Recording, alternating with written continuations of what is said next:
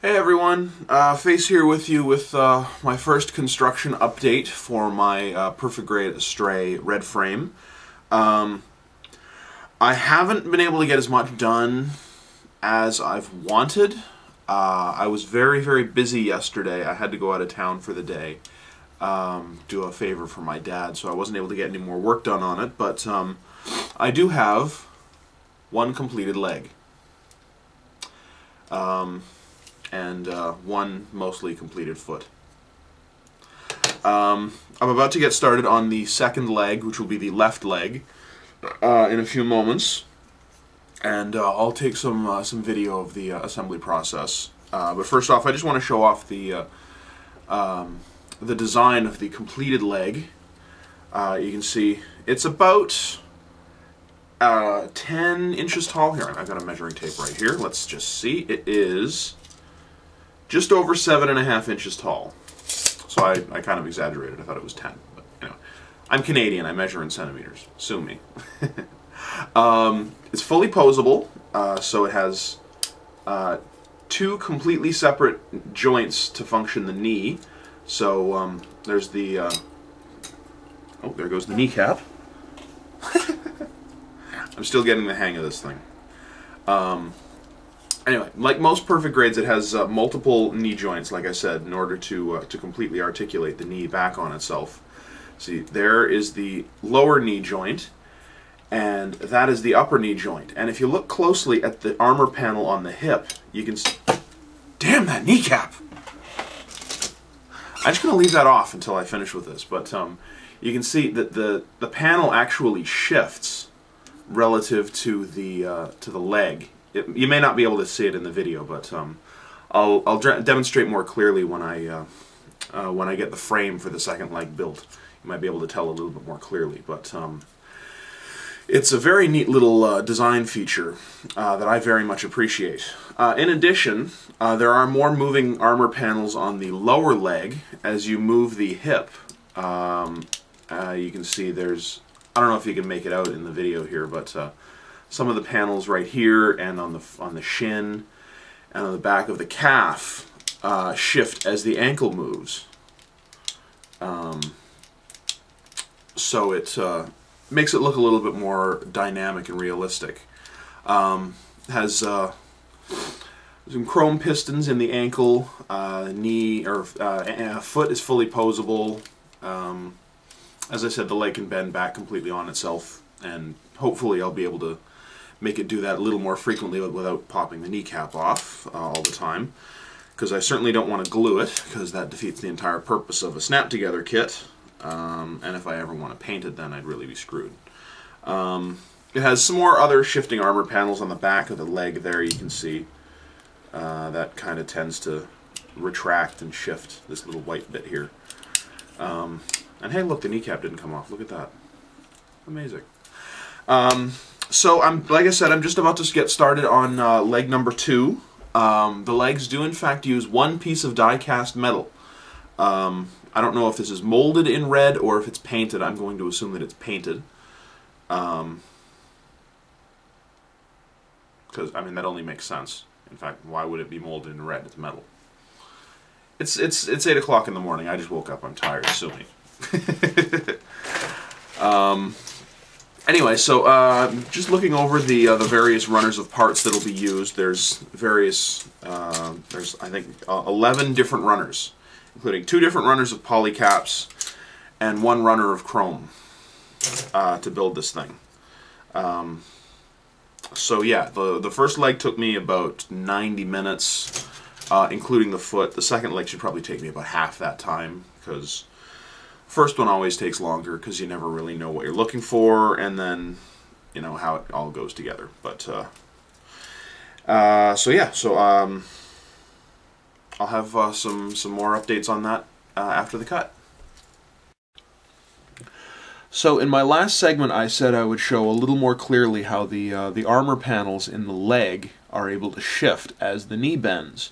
So here you can see this is the upper leg, and here's the knee block. As it slides back and forth, you can see the armor panels on the thigh rather, shifting back and forth. The way that's achieved is there's these two axles inside.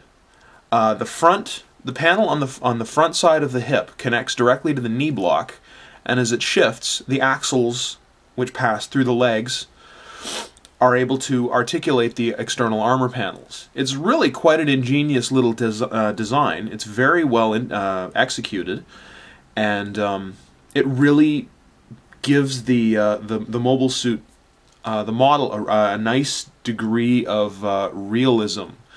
In that, you know, a robot this size, a 60-foot tall robot, would have armor panels that would shift in order to provide maximum coverage of all the various joints and at-risk areas.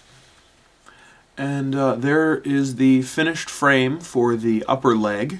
The lower leg pegs on right here, but the finished upper leg still has the same functionality as I showed before.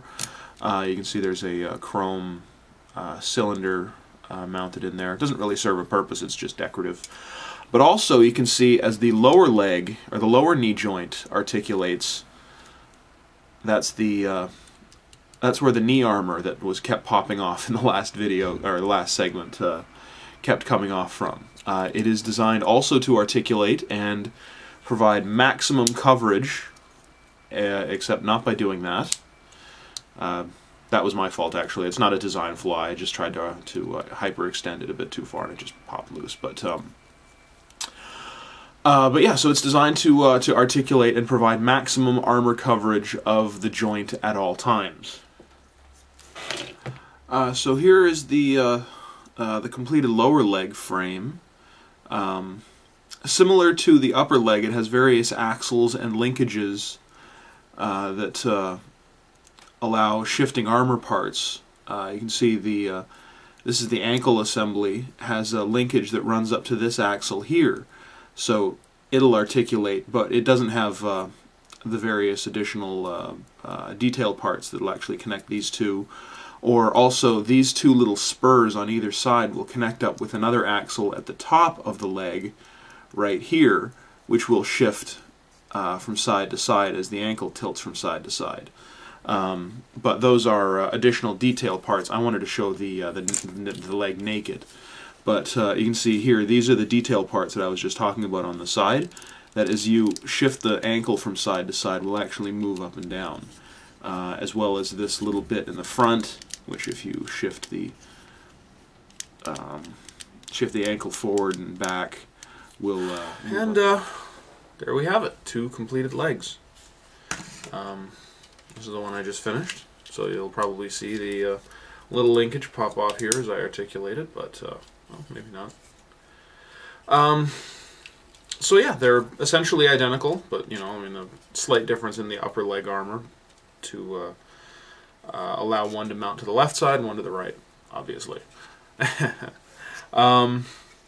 I really dig them. I really dig the detail and the articulation.